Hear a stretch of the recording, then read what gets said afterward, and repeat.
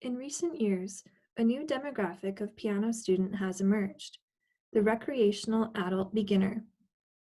Several factors are contributing to this new demographic, including an aging population with longer life expectancy, increased expendable income, increased interest in adult education, and pursuit of personal fulfillment. While adult learners have many strengths that seemingly make them ideal students, they also often have many distinctive characteristics that are difficult to address in the traditional piano lesson setting.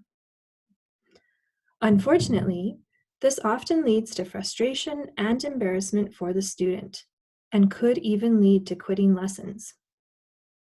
However, a pedagogical approach that has a solid foundation in music and educational learning theories and psychology can help prevent these issues and create an environment for fulfilling, thriving music making.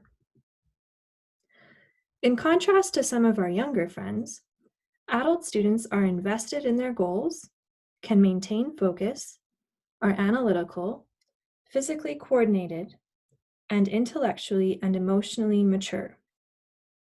However, they also face some unique challenges. As Leah Marie Coutts states in her PhD thesis, Engaging Adult Piano Students Through Transformative Pedagogical Approaches, quote, they often have unrealistic expectations, with a desire for immediate perfection rather than the time and repetition required to learn, and feel frustrated at motor cognitive disconnect, whereby procedural memory occurs slower than cognitive understanding, end quote. Compounding this problem, many piano methods published for adults are created with the assumption that since adults understand concepts more rapidly than children, they ought to make quicker progress. This does not allow sufficient time for motor or cognitive learning. As more adults are enrolling in lessons, more pedagogues are offering advice on how to avoid frustration, embarrassment, and the seemingly inevitable discontinuation of lessons. These include the use of group lessons, encouraging the student to enjoy the process, promoting self-direction and self-learning, and constantly switching activities to keep the lesson interesting and avoid frustration. While these suggestions are great and can contribute to more successful lessons, they are insufficient in and of themselves. Few authors have discussed the implications of psychological mindsets on adult beginner piano students. Furthermore, there is an inherent lack of awareness of Edwin E. Gordon's music learning theory, the research-validated method of how students learn music in the piano pedagogy community. The most effective strategies for teaching adult beginner piano students are grounded in scientifically validated understandings of mindset and learning theories.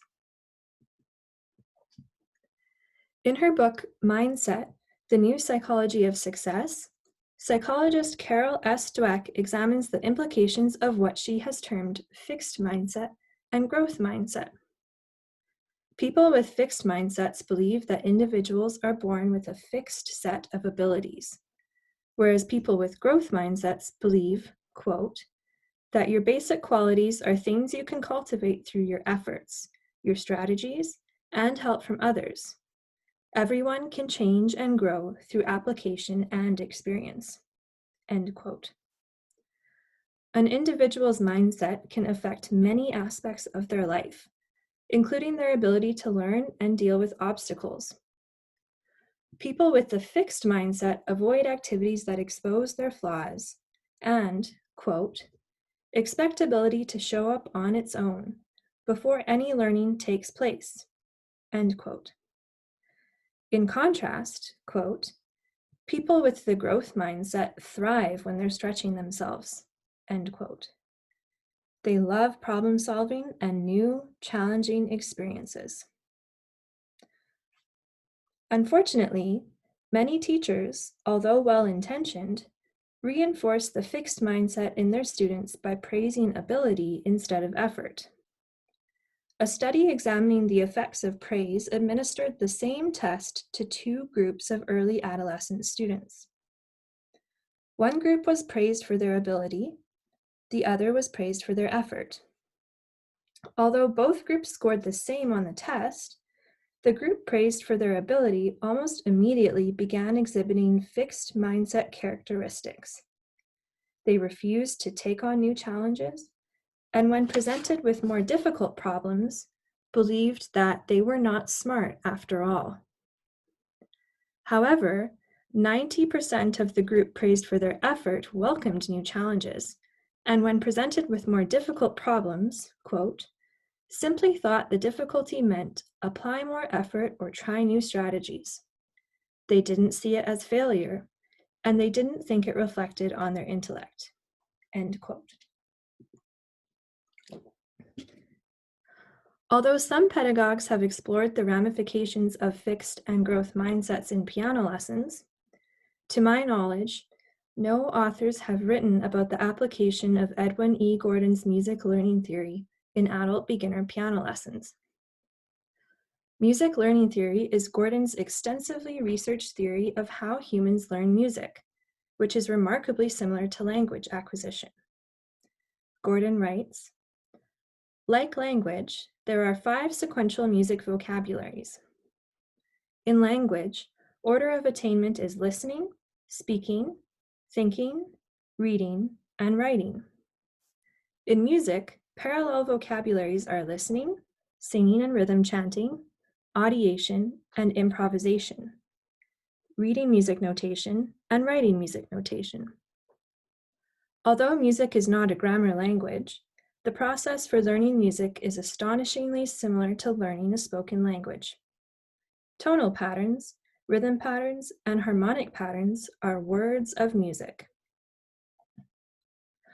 Audiation, a term coined by Gordon, is, quote, the process of assimilating and comprehending, not simply rehearing, music momentarily heard or heard sometime in the past, end quote. Reading and writing notation is often introduced before students have experienced audiation, a fundamental step in the process, and it is often introduced almost immediately to adults, with the assumption that since they are more intellectually advanced than children, they are ready for notation before moving through the other stages of music learning.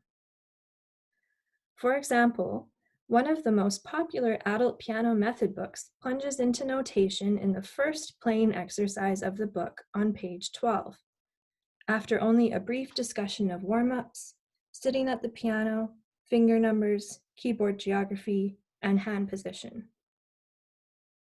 Gordon states that it is harmful for students to be exposed to notation and music theory without first achieving skill in audiation. Such a reversal in learning sequence encourages students to learn only to name and define symbols and memorize rules and facts.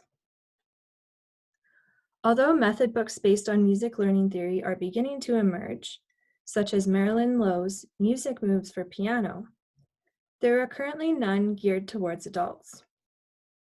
Music moves may still be useful for adults, especially with supplementation and minor adjustments to the piece titles and activities geared towards children. Incorporating growth mindset principles and music learning theory into adult beginner piano lessons can lead to less frustration and more fulfilling music making. First, teachers must recognize that adults' goals and challenges in learning piano greatly differ from those of children.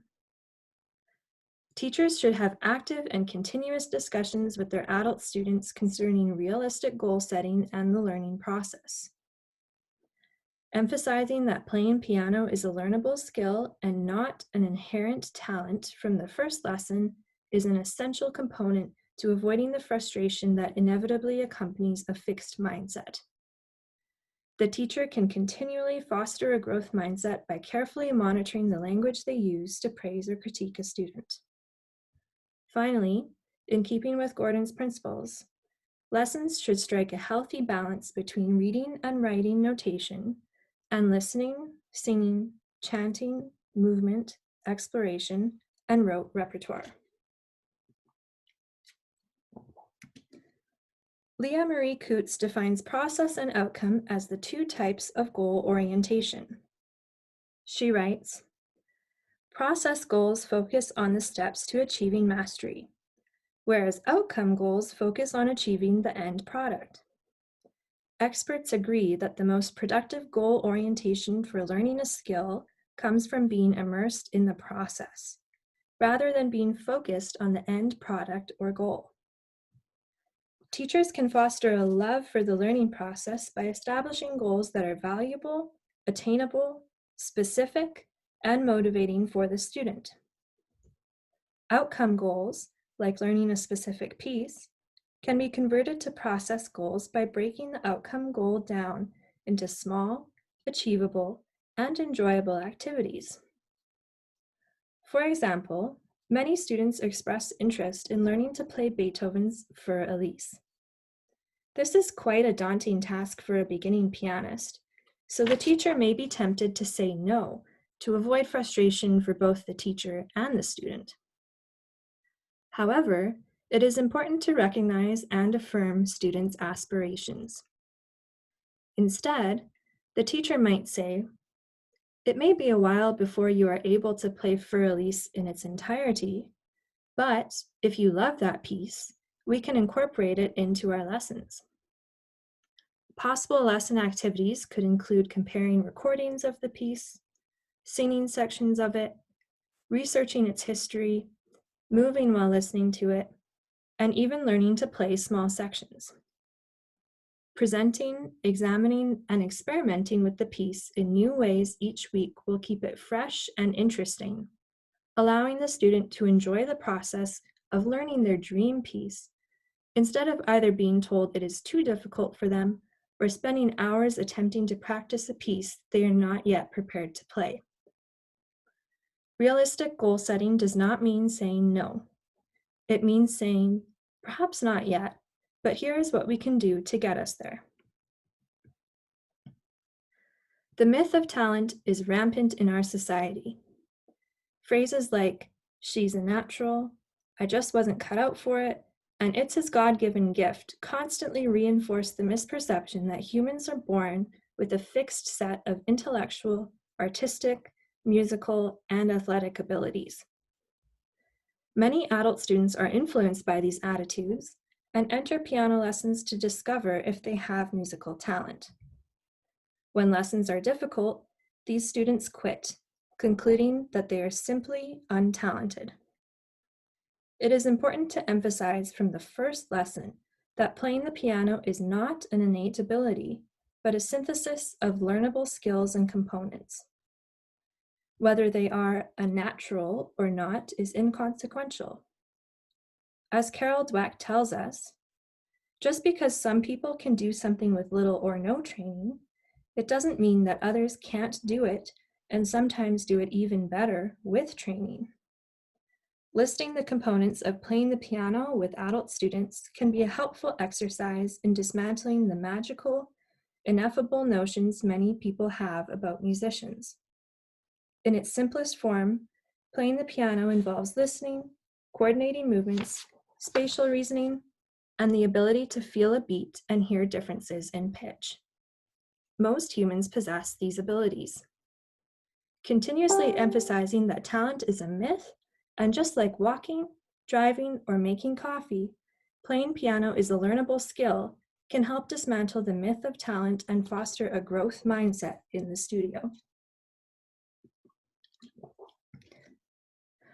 Another way to foster growth mindset in the studio is to carefully choose the language used to praise or critique students. Seemingly innocuous words like talented, smart, gifted, and intelligent praise inherent characteristics over effort and reinforce a fixed mindset. Criticisms or negative phrases like "that's wrong," "you can't play that," and "not good enough" are also person-specific and reinforce a fixed mindset. Instead, teachers should choose language that is focused on strategy and effort. Some sample growth mindset phrases to incorporate teaching are listed here.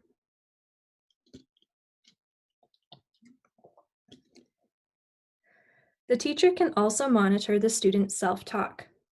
Fixed mindset phrases like "I'm not good at this is too hard," and "sorry, I made a mistake" can be transformed to growth mindset phrases like "I'm on the right track," "this will take some time and effort," and "mistakes help me learn." Teachers can further ensure a rich and rewarding musical experience with minimal frustration by following Gordon's sequence of music learning.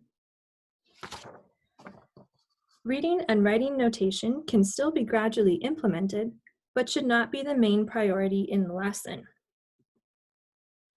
Lesson activities could include movement, singing, echoing rhythm patterns, and exploring the keyboard. An easy, effective, and enjoyable way to incorporate these activities into lessons is by teaching rote repertoire. Rote pieces are pattern-oriented pieces taught by the student imitating the teacher, instead of the student reading the score. The score may still be used as a map, but the student is not reading the individual notes on the page. Since beginner pianists' reading ability is often lower than their playing ability, rote repertoire allows the beginner to explore musically complex and mature repertoire without the hindrance of notation. A quality rote piece is rhythmically repetitive, pattern-oriented, technically comfortable, musically appealing, and uses a wide range of the keyboard.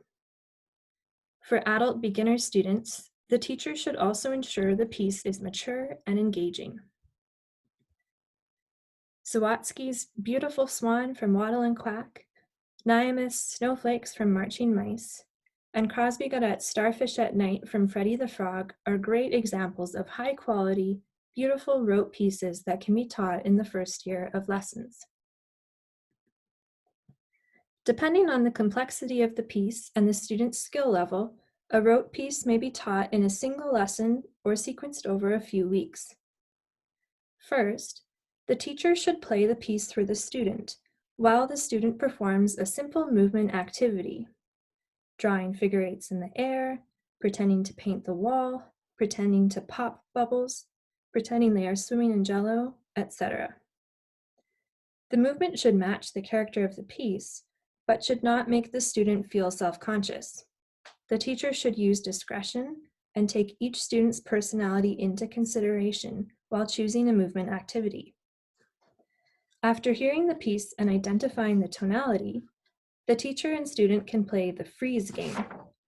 The student performs their movement activity again while the teacher plays, but the teacher will randomly stop the piece.